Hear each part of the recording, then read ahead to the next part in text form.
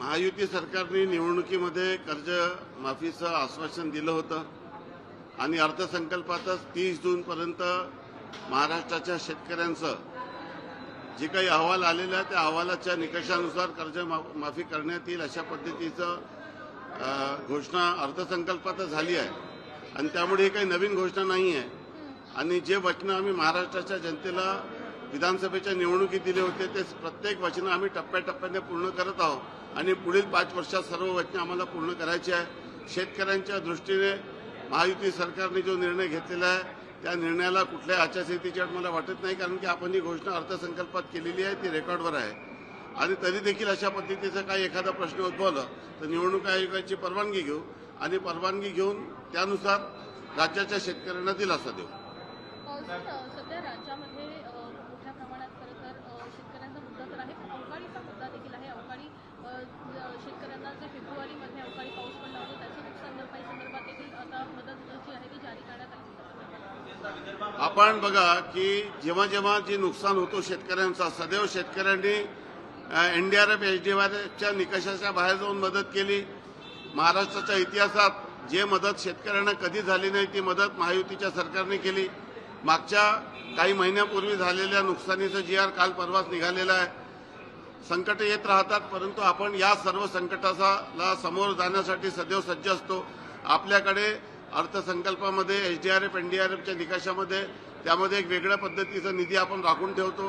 केंद्र सरकारचा निधी असेल, राज्य सरकारचा निधी असेल, जे नियमात बसत नाही त्याच्यासाठी अनेक स्टेट डिझास्टर डिक्लेअर आपण 6 स्टेट डिझास्टर डिक्लेअर केलेले आहे। सततचा पाऊस असेल, थंडी असेल, अशा पद्धतीचे अनेक बाबी ज्या निकषात बसत नाही त्या सर्व आपण निकषात बसून शेतकऱ्याला कधी वाऱ्यावर सोडत नाही। आणि महाराष्ट्राच्या इतिहासात कधी शेतकऱ्यांना जी मदत झाली नाही ती मदत सरकारने केली। कोरोनासारखं संकट आलं, आज आंतरराष्ट्रीय युद्धाचं संकट आहे। या सर्व संकटाला सामना करण्यासाठी देश हा एक असतो। आमची सरकार, माननीय मुख्यमंत्री, दोन्ही उपमुख्यमंत्री, सर्व मंत्रिमंडळाचे सहकारी हे एकजुटीने देशाच्या सर्व जनतेला आणि राज्याच्या सर्व जनतेला माननीय मोदीजी आणि माननीय देवेंद्रजी यांनी जे निर्देश दिलेले आहेत ते निर्देशाची आम्ही काटेकोरपणे अंमलबजावणी करत आहोत। किंबहुना त्यापेक्षा जास्त सर्व निर्देश अधिक प्रभावीपणे इम्प्लिमेंट करून जे अपेक्षा माननीय प्रधानमंत्री आणि मुख्यमंत्र्यांनी व्यक्त केलेली आहे ते देशाच्या सर्व जनतेने आणि महाराष्ट्राच्या सर्व जनतेने त्याला प्रतिसाद द्यावा। जास्तीत जास्त स्वदेशी वस्तू वापरावी, विदेश यात्रा प्रत्येकाने टाळावी आणि आपला जे काही अर्थचक्र आहे तो अधिक गतिमान कसं होता येईल, आत्मनिर्भर भारत कसा होता येईल, आत्मनिर्भर महाराष्ट्र कसं होता येईल आणि त्या माध्यमातून जगामध्ये आपला एक्सपोर्ट होईल आणि मिनिमम इम्पोर्ट आपण करावं अशा पद्धतीचं आवाहन केलेलं आहे। या आव्हानात जर देशाच्या सर्व जनतेने प्रतिसाद दिला तर मला कुठलंही संकट वाटत नाही। प्रत्येक संकटाला आपण समोर गेलेलो आहोत, त्याचा सामना केलेला आहे, त्यात मार्ग काढलेला आहे आणि देशामध्ये महाराष्ट्र हे प्रगतिशील राज्य आहे, तो नेहमीच राहील असं मला आत्मविश्वास आहे। खरीपाचा हंगाम तोंडावर आहे। मराठवाडा विदर्भात शेकडो पेट्रोल डिझेल पंप बंद आहेत। या ट्रॅक्टरमध्ये डिझेल मिळत नाही, शेतीची कामं सगळी रखडलेली आहेत, त्यात आज इंधन दरवाढ देखील झाली आहे। हे बघा, हा आंतरराष्ट्रीय संकट आहे आणि देशाच्या कुठल्याही राज्यापेक्षा आज आपण पाहत आहोत की किंवा जगामधले आज हे संकट आहे, परंतु या संकटाचा सामना करण्यासाठी मोदीजींनी आवाहन केलं आहे की पेट्रोल डिझेलचा काटकसरीने वापर करा। देशाच्या एवढ्या मोठी लोकसंख्या असलेला देश आहे, या सर्व देशाच्या जनतेने जर काटकसरीने वापर केला तर जसा कोरोनामध्ये देश एकसंघ राहिला त्या पद्धतीने माननीय प्रधानमंत्रीजी यांच्या आवाहनाला जर देशाच्या सर्व जनतेने प्रतिसाद दिला तर निश्चितपणे आपण या सर्व संकटाला सामना करू। किती डिझेल पेट्रोलचे दरवाढ किंवा संकट आलं तरी देखील या काटकसरीने जर वापर केला तर या सर्व संकटाचा आपल्याला सामना करता येईल आणि या सर्व संकटाला आपल्याला पुढे नेता येईल। परंतु दुर्दैवाने विरोधी पक्ष असं राजकारण करत आहे, याचं दुःख आहे।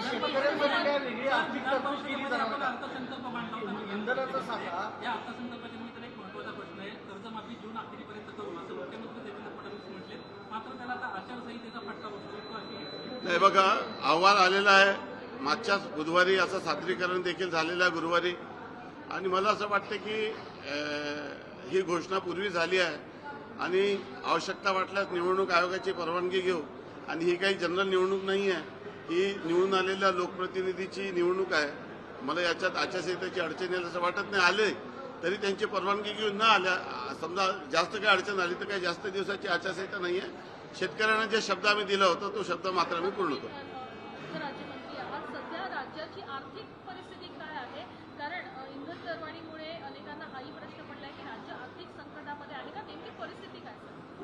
हे बघा, कुठलंही आर्थिक संकट नाही आहे. देशाच्या आणि राज्याच्या सर्व जनतेने जर निर्णय घेतला आणि शासनाने दिलेल्या निर्देशाची जर अंमलबजावणी केली तर प्रत्येक संकटाला आपण सामना करू शकतो. दुर्दैवाने विरोधी पक्ष जनतेमध्ये खोटा भ्रम करून पॅनिक परिस्थिती निर्माण करत आहे. रासायनिक खताचा तुटवडा जाणीवपूर्वक निर्माण केला जात आहे. वेगवेगळ्या पद्धतीचं फेक नरेटिव्ह परत पसरवण्याचा प्रयत्न ज्या पद्धतीने लोकसभेत झाला तशा पद्धतीने प्रयत्न केला जात आहे. परंतु अशा पद्धतीचं कृत्य करून विरोधी पक्ष हा स्वतःचा वाचलेलं अस्तित्व संपत आहे. जेव्हा देशामध्ये संकट आलं तेव्हा देश एकसंघ राहिला पाहिजे. पूर्ण देशाच्या जनतेने आणि राज्याच्या जनतेने आपल्या सरकारच्या सोबत ताकदीने उभं राहिलं पाहिजे आणि जगाला संदेश गेला पाहिजे. परंतु दुर्दैवाने विरोधी पक्ष जे विदेशाची इच्छा आहे, विदेशी ताकदांची जे आपले राजकीय देशाचे शत्रू आहे त्यांची इच्छा ते पूर्ण करत आहे. कदाचित यांचं ऑपरेशन माइंड ऑपरेशन हा विदेशी शक्तीच्या हातून का होत नाही का, अशा पद्धतीचं शंका माझ्या मनात उपस्थित होते. पण शेतकऱ्यांच्या त्या रांगा लागलेल्या आहेत, पेट्रोल पंपावर खरीपाचा हंगाम तोंडावर आहे. अशा वेळेस शेतकऱ्यांसाठी काही वेगळा आर्थिक निर्णय कॅबिनेटने सोमवारी खरीप आढावा सभा सह्याद्रीला आयोजित करण्यात आलेली आहे. त्यात राज्याचे सर्व मंत्री, माननीय मुख्यमंत्री, दोन्ही उपमुख्यमंत्री आणि सर्व मंत्रिमंडळ राहणार आहे. जिल्ह्याचे सर्व जिल्हाधिकारी राहणार आहे. सोमवारी या संदर्भामध्ये सर्वांशी चर्चा करून योग्य तो निर्णय नियोजन करण्यात येईल. खरीप आढावा बैठक सर खरीप आढावा बैठक खरीप आढावा बैठक त्याच्यात कोण असणार आहेत आणि काय काय निर्णय होणं अपेक्षित? सोमवार को माननीय मुख्यमंत्री जी और सारे म्हणजे मंत्री और दोनों उप मुख्यमंत्री के साथ सह्याद्री अतिथि गृह में खरीफ हंगाम की तैयारी की बैठक है, जिसमें जो परिस्थितियां आज निर्माण हुई है, मग डीजल का संकट हो या रासायनिक खत की परिस्थिति हो या एल नीनो का संकट हो, इस संदर्भ में सोमवार को बैठक आयोजित की गई है और सारे जिलाधिकारी, सारे कृषि विभाग के लोगों के साथ चर्चा कर इस बाबत नियोजन किया जाएगा और महाराष्ट्र के किसानों को आने वाले समय में जो संकट आया है, यह संकट का सामना हम किस तरह से कर सकेंगे, इस बारे में प्रॉपर नियोजन करने की तैयारी सरकार की है। और मुझे पूरा विश्वास है कि हम लोग कितना भी संकट आए, इस संकट का सामना कर किसानों को इस तकलीफ में हम लोग पूरी मदद करेंगे। आज तक हमारे सरकार ने जो भी किसानों की मदद है वो पूरी तरह से की है और आने वाले समय में भी इस पूरे परिस्थिति में किसान के साथ सरकार खड़ी है। लेकिन सर क्या इस पर इसका क्या कोई बोझ नहीं आएगा, क्योंकि हम पैसे बचा रहे हैं कि लेकिन ये किसानों को देंगे मदद तो और भी बर्डन आएगा सरकार के ऊपर। देखिए, हम लोग जो वचन हमने महाराष्ट्र की जनता को दिए उसे पूरा करने का हम पूरा प्रयत्न करते हैं और सारे वचन हम एक एक क्रम से पूरा करने जा रहे हैं। किसानों को कर्ज माफी का हमने वचन दिया था, वो वचन की पूर्तता हम करने जा रहे हैं। ये बात निश्चित है कि देश में आर्थिक संकट आते रहता है, लेकिन हमारे मुख्यमंत्री जी और दोनों उप मुख्यमंत्री अलग अलग तरह से महाराष्ट्र में इन्वेस्टमेंट ला रहे हैं और महाराष्ट्र के जो ग्रोथ रेट है वो आप देख रहे हैं कि किस तरह से जीएसटी संकलन में देश आगे है और किसी भी तरह से जिस तरह का विकसित महाराष्ट्र 2047 का जो नियोजन हमने किया है, माननीय मुख्यमंत्री ने 100 दिन का, 200 दिन का, 250 दिन का, आने वाले 1 वर्ष का जो प्लान किया गया, हर डिस्ट्रिक्ट का जो डिस्ट्रिक्ट स्ट्रेटेजी प्लान तैयार किया गया, 3 सेक्टर डिसाइड किए गए, प्रायोरिटी सेक्टर डिसाइड किए गए, उससे महाराष्ट्र एक बहुत गतिमान तरह से देश में विकास की ओर अग्रसर हो रहा है और इस तरह का नियोजन से हम किसी भी संकट का सामना करने के लिए पूरी तरह से सज्ज हैं। जो है वित्त राज्य मंत्री है, दूसरी तरफ विपक्ष जो है सड़कों पर आ रहा है, चाहे फिर वो पैस का मुद्दा हो, महंगाई का मुद्दा हो, पेट्रोल डीजल कई जगह पर नहीं मिल रहे हैं, ऐसे स्टॉक लग रहे हैं और लोगों में घबराहट है कि लॉकडाउन हो जाएगा। क्या स्थिति आप बताइए। देखिए, देश में जो भी परिस्थितियां निर्माण हो रही है इसमें सरकार का कोई दोष नहीं है। कुछ अंतर्राष्ट्रीय संकट है, कुछ युद्ध की परिस्थिति है, आप समझ रहे हैं इस चीजों को, देश की जनता भी समझ रही है, लेकिन विरोधी पक्ष के लोग इसके ऊपर राजनीति कर रहे हैं और एक तुच्छ राजनीति कर वो खुद का जो अस्तित्व है वो भी समाप्त करने जा रहे हैं। आज विरोधी पक्ष में आपस में स्पर्धा लगी है कि मैं अपोजिशन का स्पेस किस तरह से ले सकूं। रोहित पवार जी, जयंत पाटिल जी, विजय वडेट्टीवार जी और जो भी बाकी के विपक्ष के नेतागण हैं वो आपस के स्पर्धा में मैं कैसा श्रेष्ठ हूं आरोप करने में, इस तरह के कंपटीशन में वो खुद के पार्टी का अस्तित्व खराब करते जा रहे हैं। देश की जनता को ये दिख रहा है और मुझे लगता है कि देश की पूरी जनता सरकार के साथ ताकत से खड़ी है। और हम देश की जनता के समर्थन से आने वाले संकट का सामना करेंगे, हर चुनौती को हम स्वीकारेंगे। लोगों को क्या कहेंगे जो रोज पेट्रोल डीजल के लिए कतार लगी हुई है, लोगों में घबराहट की पेट्रोल डीजल। देखिए, डिमांड सप्लाई रेशो ये किसी भी देश में जब इसका इम्बैलेंस होता है तो थोड़ा बहुत प्रॉब्लम आता है। आज हम सब जानते हैं कि अंतर्राष्ट्रीय संकट है और इस संकट की घड़ी में आपको पता होगा कि इसके पहले जब गल्फ कंट्री में वार हुआ था, बहुत पूर्व जब कांग्रेस की सरकार थी, तब भी इस तरह की परिस्थिति निर्माण हुई थी। आज कोई पहला वर्ष नहीं है, लेकिन जब इस तरह की परिस्थिति उस समय भी निर्माण हुई थी, देश की जनता ने उसको साथ दिया था, देश की अपोजिशन ने भी उसका साथ दिया था उस समय के, और सबने मिलकर सामना करके अगर काट कतरी से हमने वापर किया, जिस तरह से आज हम मंत्री लोगों को भी गाड़ियों का ताफा कम करने का, कुछ लोग इलेक्ट्रिक व्हीकल यूज कर रहे हैं, हम लोग भी, मैंने भी अपनी पूरी मीटिंग्स, अभी मेरी जालना की मीटिंग थी वो मैंने ऑनलाइन लिया, जालना जाना मैंने अवॉइड किया। जब देश के सब लोगों ने, अभी मेट्रो का यूज, मैं खुद भी मेट्रो का यूज कर रहा हूं, जब देश के सब लोगों ने माननीय मोदी जी के आह्वान को अगर प्रतिसाद दिया तो हम इस संकट का भी सामना कर सकते हैं। अगर डिमांड सप्लाई रेशो डिस्टर्ब हुआ है तो हमने डिमांड सप्लाई रेशो को मेंटेन करना चाहिए, और मेंटेन करने के लिए काट कसरी से जो काट कसर कर इस तरह के संकट का सामना करना चाहिए। उनके खिलाफ कार्रवाई करेंगे क्या सर, जो पेट्रोल डीजल का स्टॉक होने के बावजूद नहीं दे रहे या फिर उसमें जिस तरह की भी तकरार आ रही, कल हमने नागपुर की भी बैठक ली, पेट्रोल डीजल के बारे में हमारे पालक मंत्री ने बैठक ली, और जहां जहां इस तरह की परिस्थिति निर्माण हो रही है उस परिस्थिति का सामना करके हम रिव्यू लेके किसी ने रासायनिक खत का अगर ब्लैक मार्केटिंग किया, अननेसेसरी स्टॉक किया, उस पर भी कार्रवाई की जा रही है, और अगर किसी जनता को इस तरह से परेशान किया जाएगा तो उसके ऊपर भी एक्शन ली जाएगी। अमित शाह ने कहा कि भारत नक्सल मुक्त हो गया है। कितना बड़ा अचीवमेंट आपसे मानते हैं? छत्तीसगढ़ में फिर अपने बयान को दिखाया। महाराष्ट्र में नक्सलवाद पूरी तरह खत्म हो चुका है।